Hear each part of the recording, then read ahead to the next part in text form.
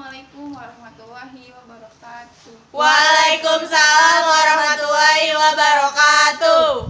Anak-anak, gimana kabarnya? Baik, Bu. Oke, sebelum mulai pelajaran, alangkah baiknya kita berdoa terlebih dahulu. Silakan ketua kelas pimpin doa. Mulai. Selesai. Amin. Amin. Baik, sebelum mulai Ibu absen dulu ya. Ya, Bu. Faiza Nabila, Hadir. Azizia Alia, Hadir. Priska Presilia. Hadir. Oke, hadir semua ya. Oke, di minggu lalu kita sudah membahas tentang ragam bahasa. Dan di minggu ini kita akan tetap mempelajari ragam bahasa dan ada tambahan materi lainnya. Oke, sekarang kita akan membahas mengenai ragam bahasa. Ada yang tahu apa itu ragam bahasa? Beragam-ragam, Bu, bahasanya. Bahasa daerah gitu, Bu. Iya, betul. Tapi secara singkat itu ragam bahasa adalah bentuk bahasa yang bervariasi. Ragam bahasa terbagi menjadi 3. Ada formal, ada semi formal, ada non formal. Oke, ada yang tahu nggak apa itu formal? Tahu. Apa formal? Bahasanya orang normal. Ada mulu. Oke, itu kurang tepat jawabannya. Oke, ragam bahasa formal adalah menggunakan tata bahasa yang baik. Ragam bahasa semi formal adalah bahasa tidak lengkap. Ada yang tahu tadi bahasa non formal itu apa? Ada, Bu, saya. Iya, apa jawabannya? Bahasa yang bebas yang digunakan sehari-hari, Bu. Iya, betul. Selanjutnya ada penggunaan dalam ragam bahasa. Yang pertama ada ragam bahasa formal. Ragam bahasa formal itu penggunaannya di ruang lingkup dalam kelas, bisa juga pada saat rapat. Yang kedua ada semi formal. Ini penggunaannya pada saat berbicara antar guru. Nah, sekarang yang non formal, ada yang tahu nggak di mana penggunaannya? Saya, Bu. Ya, apa? Di mana letaknya? Iya, ngomong sama Nah, teman. ya, betul. Itu pada saat kita berbicara dengan teman sebaya. Baik, selanjutnya kita akan bahas materi mengenai memahami penanda, proses, dan hasil. Dalam materi ini kita akan membahas berbagai macam karangan. Ada yang tahu nggak sih karangan itu ada apa aja? Nggak Karangan tahu. bunga, Bu. Salah, bukan karangan bunga. Jawabannya adalah ada macam-macam karangan seperti karangan deskripsi, narasi, dan eksposisi. Nah, yang kita bahas di sini adalah karangan eksposisi. Oke, dalam karangan eksposisi sering ditemui uraian cara atau proses yang diakhiri dengan hasil. Uraian proses biasanya menggunakan kata hubung lalu, kemudian, berikutnya, selanjutnya, dan sebagainya, yang menunjukkan adanya urutan waktu atau berlangsungnya pekerjaan. Selanjutnya ada secara gramatikal, proses ditandai oleh penggunaan bentukan kata dasar seperti nomina, verba, dan adjektiva dengan imbuhan pe dan an. Lalu untuk uraian hasil ditandai dengan akhiran an yang dilekatkan pada kata dasar verba. Selanjutnya ada contoh.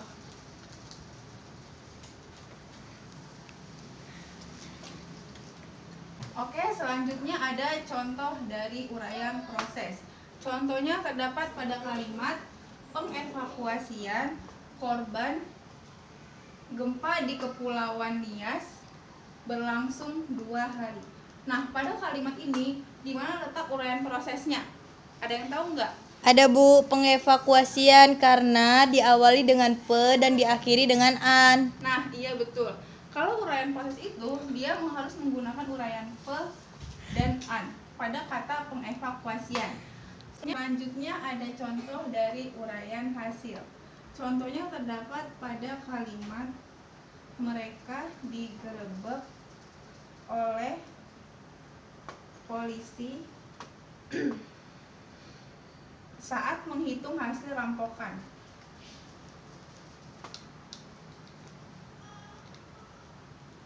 Nah, pada kalimat ini di mana letak hasil uraiannya? Hasil penggerebekan. Perampokan. Ada yang lain? Perampokan. Kenapa dikata rampokan? Karena belakangnya adaan. Ya, betul. Pada kata rampokan ini terdapat imbuhan an. Bedanya kalau di proses itu dia ada imbuhan pesamaan. Kalau di hasil dia cuma ada imbuhan an saja. Sampai sini semua ngerti? Paham. Oke, kita lanjut ke materi selanjutnya. Coba ke bawah nih. Dalam materi ini terbagi menjadi 3 informasi. Yang pertama ada informasi faktual, ada informasi opini, ada informasi pemberian. Informasi faktual adalah informasi yang berisi mengenai fakta-fakta yang ada buktinya. Kalau informasi opini ada yang tahu nggak di sini? Opini pendapat, Bu. Ya, betul. Ini berisi tentang pendapat seseorang mengenai sesuatu. Jadi informasi pemberian ini adalah informasi yang bersifat uraian khusus yang berupa penyebutan berbentuk kata atau frasa. Sekarang kita bahas contoh pada informasi fakta. Nah, di informasi faktual ini ada lagi terbagi, ada fakta umum dan fakta khusus. Nah, kalau fakta umum itu berisikan fakta-fakta yang umum yang belum teruraikan secara khusus.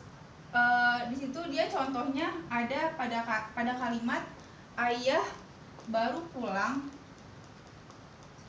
dari bandara dan mereka menjemputnya. Nah, oke, pada kalimat ini hanya terdapat kata bandara saja, tidak jelas di bandara mana, peristiwanya seperti apa. Terus ada dari fakta khusus. Ada fakta khusus. Contohnya seperti pada kalimat ayah baru pulang dari Amsterdam dan dijemput oleh ibu dan anaknya. Nah, pada contoh kalimat ini terdapat nama tempat Amsterdam dan peristiwanya. Peristiwanya itu ayah baru pulang dari Amsterdam. Nah, dari contoh ini itu jelas berisikan kejadian atau peristiwa yang dijelaskan secara detail atau terperinci. Ada informasi bersifat opini. Tadi kan opini itu mengenai pendapat. Pada contoh kalimat opini ini terdapat kalimat banyak remaja sekarang yang bersifat permisif, menganggap semua serba boleh tanpa mempertimbangkan norma-norma yang berlaku. Padahal masih banyak sekali remaja yang mengikuti norma-norma yang berlaku. Selanjutnya ada informasi pemberian. Ada yang tahu nggak sih apa itu pemberian? Enggak. Informasi pemberian ini bersifat khusus.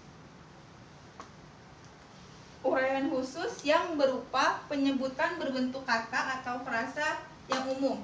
Tadi yang dijelaskan tadi masih ada tidak paham? Paham. Oke, sudah paham semua ya. Jadi kesimpulan dari materi hari ini adalah jika kita ingin menyampaikan informasi, kita harus memperhatikan ragam bahasa seperti bahasa formal, semi formal, dan non formal agar informasi tersebut dapat dipahami oleh orang lain. Sekian dari pembahasan materi hari ini.